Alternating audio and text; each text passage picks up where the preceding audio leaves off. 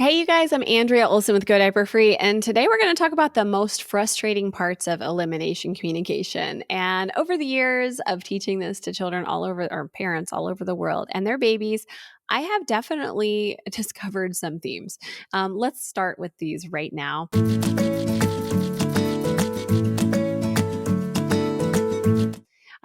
The first most frustrating thing is when you try EC with your baby and they cry when you offer the potty. The next one is when they resist after you've had success for a while. So, say you've been doing great for 5 months and then they start resisting the potty. That's no bueno.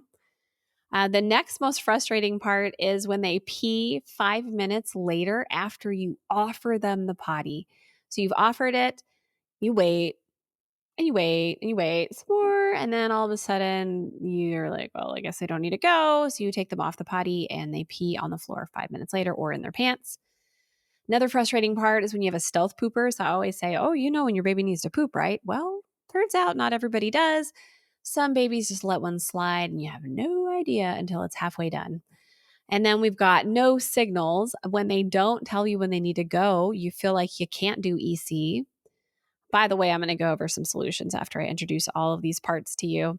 The other frustrating thing that people come across is erratic timing. So their baby's like all over the place. Sometimes they go every 5 minutes, sometimes it's every 2 hours. There's no rhyme or rhythm to it. The next one is when daycare is not on board. So you have done this amazing job at home, you're out of diapers by walking at home, and then daycare will not cooperate. Pee accidents all the time. So just wet pants, wet clothing, wet socks, wet shoes, wet carpets, wet beds. Everything is wet all the time. How about when they won't stay seated? That's always a challenging one as well.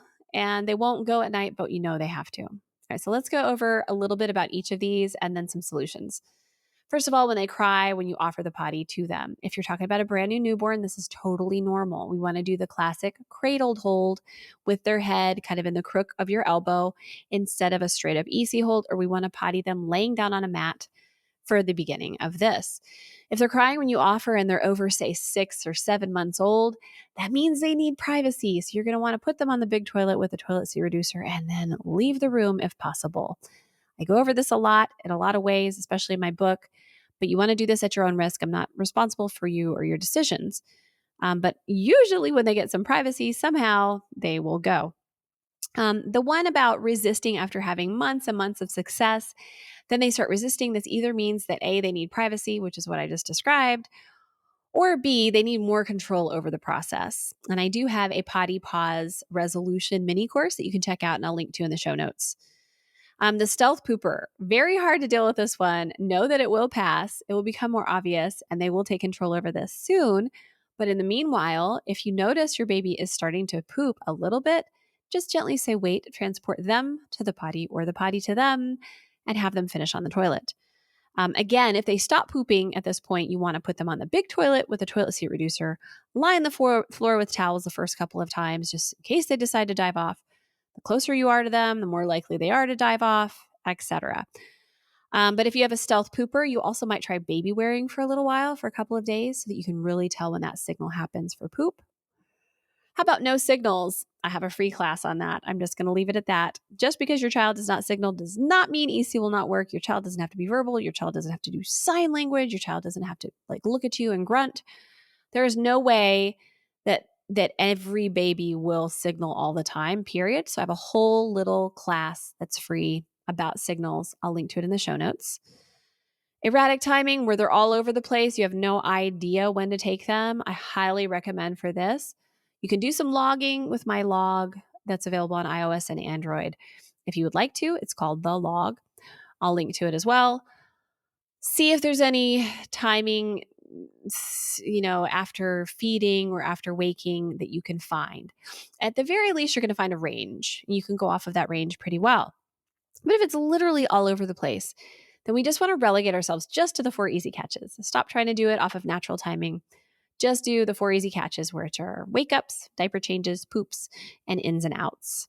And we will link to more information on those in the show notes as well. But I got you covered. We also have a mini course called Potty Time Master, which could help you with that. Now, what about if your daycare is not on board? Yes, I'm going to mention another mini course. And if you don't have them, you should just get the bundle, or better yet, just get the premium course pack that has the 3 programs for all 3 age ranges and the 7 deep dive mini courses. One of our deep dives is about daycare because so many people have problems with it. So I'm going to link to that as well, Diaper Free at Daycare. If the daycare is not on board, sometimes just filming a short video of your child using the potty at home is enough to get them on board. And if they will allow a cloth diaper, they will allow a cloth training pant with maybe you use one of my Tiny Ups. It's a cover that is made of PUL material and bamboo fleece. So it's like a pull up, but it's not disposable. You could send them in that with a couple of extras and see what happens there. The key with daycare, too, I just want to mention real quick, is to not allow them to ask your child if they need to go to the bathroom. They would just take them nonchalantly during diaper changes. Anywho, that mini course goes over way more than I could possibly during this podcast and video. Pee accidents all the time was the next one that I mentioned. That's one of the most frustrating things. You're just like, oh my gosh, there's endless wet pants. Number one advice on that is to change the backup. So if you're using diapers, start using undies. If you're using training pants, start using undies. If you're using undies, start going commando or naked from the waist down. If they won't stay, the other thing with pee accidents all the time, by the way, this could be reflective of a food allergy. You might be feeding a lot of diuretics, which are things that make them pee a lot, like watermelon and juice. So you want to look up antidiuretic food and try to feed a little bit more of those if you think that's an issue. We got 2 more frustrating parts. The next one is won't stay seated. I have a podcast on that, won't sit. I will link to that in the show notes as well. There are lots of solutions for that. Please go listen to that next. And then the last one is won't go at night, but has to. That's super frustrating. There are many solutions to it. So I'm going to refer you to my mini course, Nighttime EC 101, or my book that goes over nighttime a lot. But also 2 podcasts ago, I added a few more thoughts on nighttime EC, and I actually think that this will solve that problem perfectly. It's a super frustrating part of EC. Nighttime is optional, but if they won't go and you know they need to go and they won't settle back to sleep, what are you going to do? Please go back to that podcast or video, and I will let you in on some nighttime tips and secrets that will surely help. So those are the most frustrating parts of EC. There were 10 of them. I hope that you learned a little bit something today. And most importantly, I hope that you're now connected to the resource that you need to get past the hurdle that you're experiencing right now. Thank you so much.